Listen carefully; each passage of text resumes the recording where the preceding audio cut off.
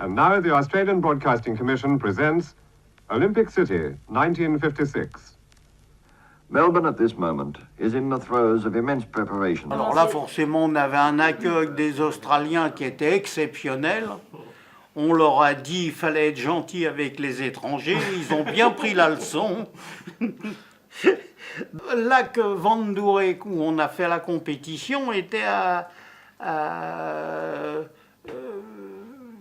130 km de Melbourne. On avait d'ailleurs l'aviron et le canoë. Nous avions un petit village olympique près du lac. On a fait un 10 km extrêmement dur. Et j'étais vraiment parmi, j'avais très mal. À l'arrivée du 10 km, j'avais du mal à sortir du bateau. Hein. Que dans le dernier 1000 mètres, moi je me suis senti des ressources, et pourtant on était marqué. Hein. Quand à 1300 mètres du départ, la seule fois qu'on a communiqué, on était très marqué déjà.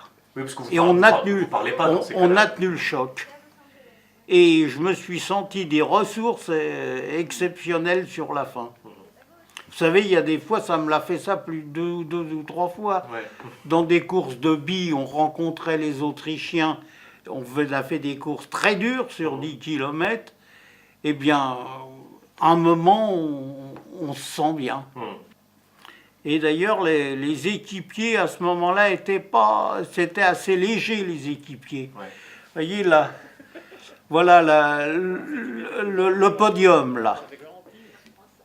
Il y a les deux Russes qui sont en short, ouais. Les deux Hongrois qui sont en survêt, et nous qui sommes... Vous êtes où, vous ? Nous, on avait un beau survêtement, ouais. On était mieux équipés que les Hongrois et les Russes à ce moment-là.